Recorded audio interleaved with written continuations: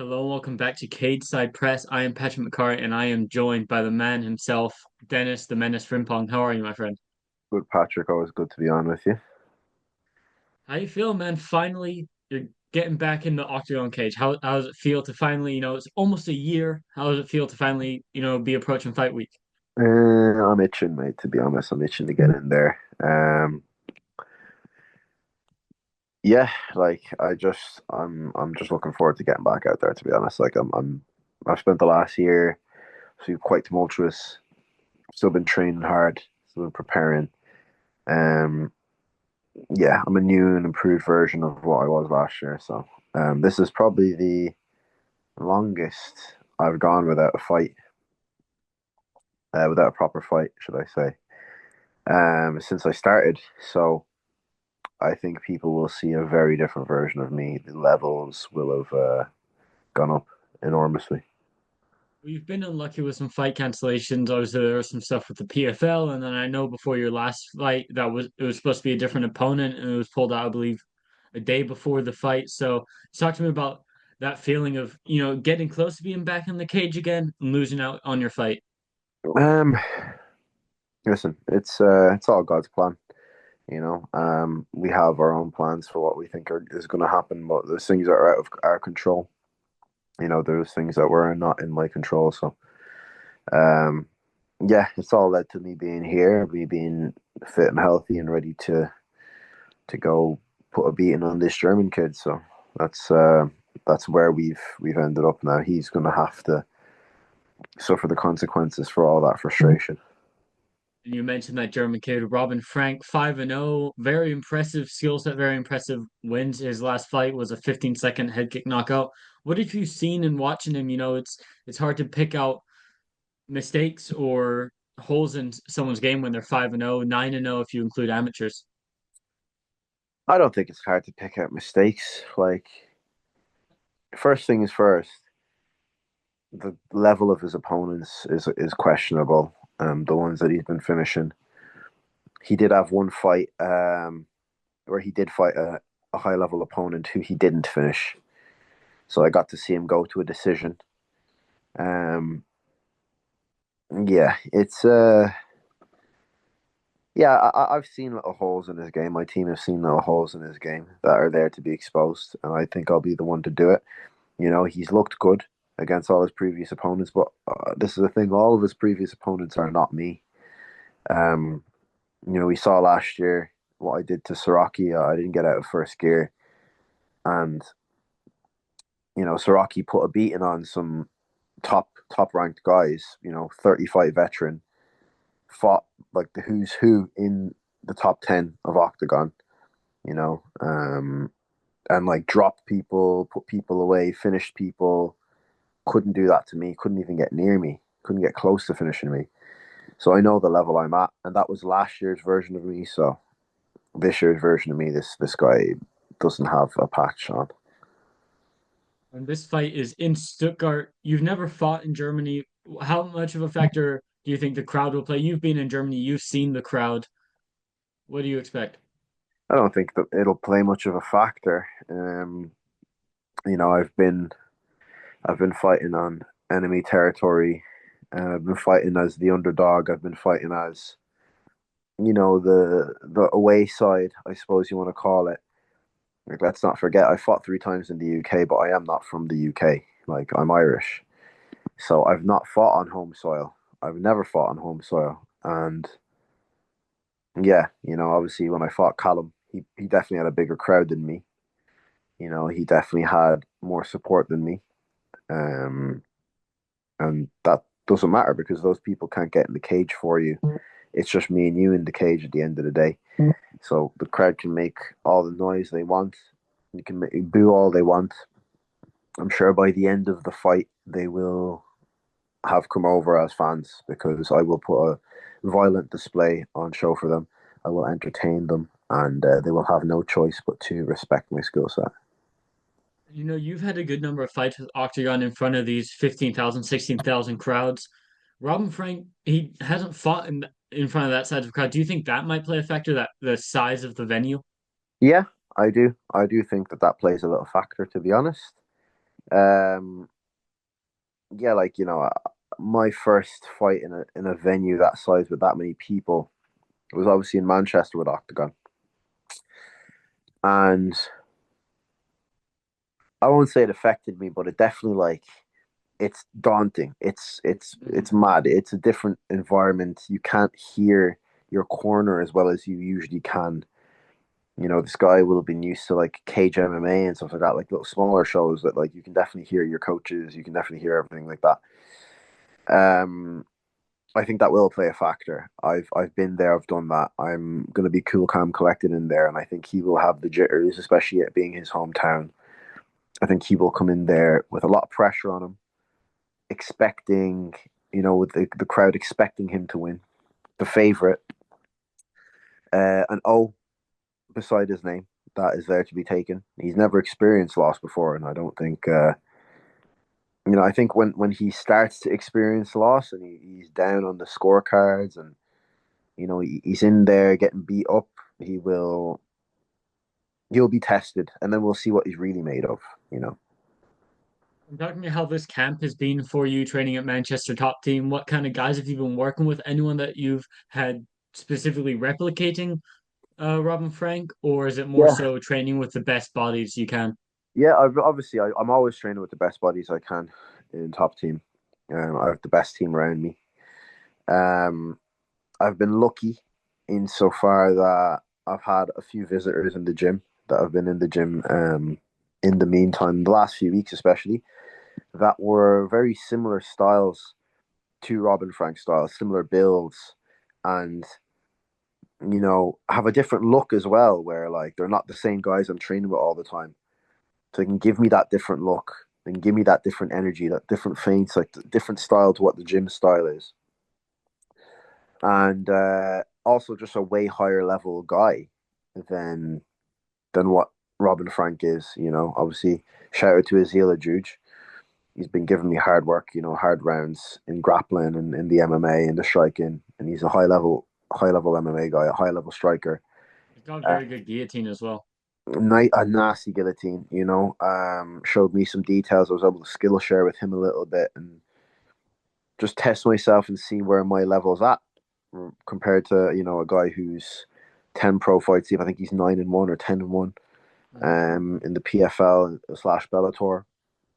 Um, so yeah, I just think obviously I've had like Mark Diakese in there helping me spar my last spars. And then obviously the rest of the team that I always have around me, the usual guys. Dan Holt, Callum Connor, Jordan Barton, these kind of guys that are just helping me and pushing me. And yeah, I'm full of confidence. I'm brimming with confidence for this fight. I'm not gonna I haven't been shit talking Robin Frank too much just because I don't feel like I even need to for this fight. I think my skills will speak for themselves when I show up next Saturday and I put these skills on display. And speaking of Manchester top team, one of their top products is Lerone Murphy. He's got a big main event recently announced against Josh Emmett. Are you kind of disappointed that fight's been put in the Apex? I was shocked that they put that kind of fight away in the Apex. Listen, I'm happy for him. He's got main event. Don't matter if it's in Yeah. the Apex. You can hear everything. You can hear all the clatters. You can hear the coaches. Um, he's fought in the Apex before on a main event against Barboza. So I don't know. I don't think it makes a difference, mate. To be honest, he's climbing the ranks. It doesn't matter if he fought him in a fucking garage, in Manchester. Like if it's gonna help him climb the UFC rankings, then I'm happy for him. Regardless. I just feel like that kind of fight with that, how much power is on display and how high of a fight. I was surprised that they decided to put that in the Apex when I feel like they've got a decent number of fight nights coming up in front of crowds that they could have put that on definitely. But Yeah, I yeah, mean, what do you and think of that fight I'm for sure Lerone? they will. I'm sure they will put him on a big crowd, maybe a numbered event, for the next one. Now that he shows his level, he's undefeated still. And he's beaten some good guys. So I think he's proven himself more and more and more, and eventually he's going to make himself undeniable. And do you have anything planned for when you're in Germany? Outside of the Stuttgart card, are you gonna do any exploring, or is it right back home, back to business? Uh, I am obviously there from midweek. I'm going to be there doing my media obligations, my weight cut, all of that. Strictly business until Saturday night when I smoke this guy. Once I've smoked him, you know, go back to the hotel, get a big feed, some pretzels. I do love German pretzels, love German food. Obviously pray, and then I'm gonna Sunday I'm pretty much back home. I've got a baby on the way. I've got a family to look after, so it's just back home and back to business. I want to stay active this year now that I'm back with Octagon, so I'm looking at like trying to get out end of April maybe again. You know, And you are Muslim, right?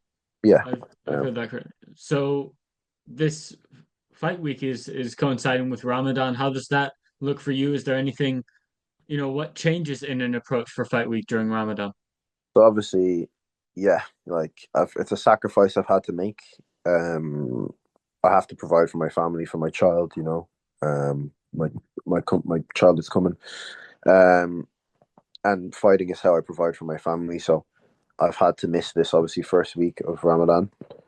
And I will be making it up after Ramadan. I'm gonna do my best. Obviously, I'm gonna still be doing my prayers every day. And do my best to be within the confines of what I should be doing during Ramadan. Obviously, it's going to be hard with water loading and stuff like that, not to be drinking and eating. And then with the carb load after the weigh-ins and stuff like that. But I'm going to have to make that fast up, and I'm going to have to repent to God for that.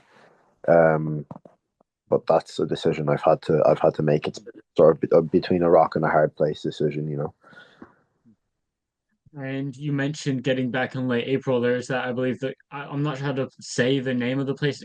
Karlovy Vary, I think. Is that a card that you look at? That's a pretty big card with a lot of Yeah, promising fights on it.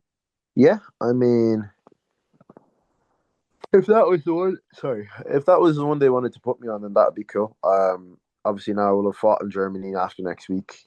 I would like to fight in, is it Czech Republic or Slovakia? Hmm. Yeah, I'd like to fight in Czech Republic. I like to fight in Slovakia. So I want to do all these countries. And then obviously after Will and I take our victories and Will's brought the double champ status back home to Ireland, like we've got to get an Irish show going. You know what I mean? I've been saying this from day dot, but we've got to get a show in Dublin, so that I can make a homecoming return. And yeah, And speaking of Will, what do you think of his 5 minutes? It's very exciting. He's come in off the PFL. A lot of people wrote him off. Now he's risen up, took him two fights, two big finishes. Then he beats Vimola in the fashion that he did. Now, and he calls his shot and he does it. That's the thing I find so impressive with Will in Octagon right now. What do you think of his fight against Lazar Todev? yeah. I rate him for, as you said, calling his shot, doing it. Um, I'm appreciative that Octagon have given him that opportunity to do what he said he's going to do. I hope that they give me the same sort of opportunities when I make my call outs and I say who I'm going to beat. And then they present those opportunities for me so I can prove myself. Because at the end of the day, like if if I can't beat the best, then I shouldn't be doing it. I believe I am the best. So, but yeah, Will, come in like a house on fire. Absolutely smoked everyone they put in front of him. Probably should have finished Carlos Ramola. Like I believe That that fight fight should should have have been been stopped. stopped in the third round, Yeah, I think it should have 100%. been stopped. And he's proven himself. And now he's going up to heavyweight. He's enjoying that heavyweight diet. I can't say I'm not jealous of him. I am very jealous. I'm envious of his diet at the moment. But yeah, I want him to go out and smash Todev. I think he will go out and smash Todev. And yeah, maybe after the fight we'll have a little Irish celebration afterwards. Can I join you guys for that? Absolutely. Perfect.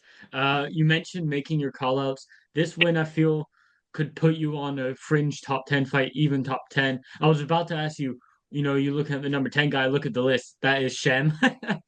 So you look at Jakubanek, who was supposed to fight Shem, Max Koga, even Buchanan. Are those the kind of names you look at after this fight? Um, I'm not looking past Robin Frank, to be honest. Right. There's some guys still outside of the top 10 that I have my eyes set on. A couple German guys, um, a bit of history. Okay. So yeah, I wanna settle some of those beefs first. But I do believe that like with a couple more wins, I don't see why I shouldn't be in the top 10. And looking at those sort of opponents, like Buchinger, a legend of the game. I'd love to fight Buchinger. I would love to test myself against someone of that experience. I believe I have the skills to beat him. Um, yeah, the likes of Max Koga, a midget. I believe I'd smoke him. Um, who else did you say was there? Jakub Banik. Jakub Banik. Jakub Banik, mate. Why is he even in the top 10? Do you know what I'm Hey, saying? I'm not gonna comment on Yeah, I don't even anything. You're know. trying I to don't get me even in know why trouble here. Jakub Banik. I don't even know why Jakub Banik's in the top 10. To be honest, but yeah, again, he could get the smoke. That's a striker versus striker matchup. A Czech guy. I'd like that matchup. It's an entertaining one for the fans. So yeah, And one of those guys that you talked about having beef with, Hifeni Nafuka, he'll probably be around on fight week. Will Octagon have to put some extra security around you? I don't think they'll need any extra security. He's not going to do anything. I'm not going to do anything. But listen, we can get it sorted. Like we are literally in the only job in the world where if we have an issue with each other, we can just get a contract signed, and with no legal repercussions, we can have a fight and see who the better man is. If he's really about it, he could ask his manager, ask Octagon to fight me, and they would allow him to fight me. But he doesn't want it. I've openly called for it. I've asked Octagon for it. He will not fight me. So if he won't fight me in the cage, then you shouldn't get yappy outside of the cage either. Another guy you've had a bit of back and forth with is Akon Wanless. He lost to Lagerski. He hasn't really been around the MMA scene. You haven't really heard much from him. Have you seen his Instagram as of late? I don't follow him on Instagram, to be honest. No. Yeah, I don't know what he's at these days. I haven't seen anything of him. Why? What's going on? So I was like, where is Akon? Because you think he's in the tip sport, but that still puts him in the rankings. I go on his Instagram. He's pushing this OnlyFans stuff, man. It's Hmm. some weird some weird videos, I have to say. Wasn't he always doing the OnlyFans one? I thought it was just his girlfriend or fiance, No, whichever one it is. he always did the OnlyFans. But look, if that's what he wants to make his money, like I can't knock the guy's hustle. Um, yeah, like you know what I mean. Like if that's how he's gonna make his money, he's gonna make his money that way. It's not my choice of morally it wouldn't be my cup of tea. My morals don't align with that, but I'm not gonna knock a guy's hustle. Yeah. Well, finally, before I let you get out of here, how do you predict this fight to go, and how do you predict your 2025 to go? I believe that I can finish this guy. I've seen the holes. I've sharpened the tools. Um, I can see me submitting this guy. I think I'll beat him up on the feet. He'll shoot. We'll end up in a grappling exchange, and he'll get caught with a submission. That's what I believe will happen. Yeah. Um, second or third round, give me the first round to beat him up a little bit. Second round, he'll shoot. He'll try and grapple, and he'll get caught in a submission or a TKO. Um, and as far as 2025, I'd like to get 4 fights this year. Mhm. One now next week, one in April. Have a bit of time off for the baby, and then maybe two more later in the year. Maybe like September, October, and like December time. Yeah, that's how I can see it. And obviously with 4 wins, that will put me at 8-2 or 10-2, depending on what outlet you look at. Yeah. Yeah, Well, that would be a very good record to end the year with. So obviously without asking about 2026 because we are in the end of February, beginning of March, but that puts you in a very exciting space for your career, definitely. Yeah, especially on a 10 fight win streak. There you go. Considering 0-2 before. Yeah, that would put me on a 10 fight win streak, wouldn't it? Or an 8 fight win streak, whatever it happens to be. Something like that, yeah. So the trajectory is only going up. So let's see. Let's see what happens. But I'm excited for this year. I'm excited for next week. I'm excited to show everyone what I can do. Thank you so much for the time, Dennis. No worries. Thanks so much for having me on, lad.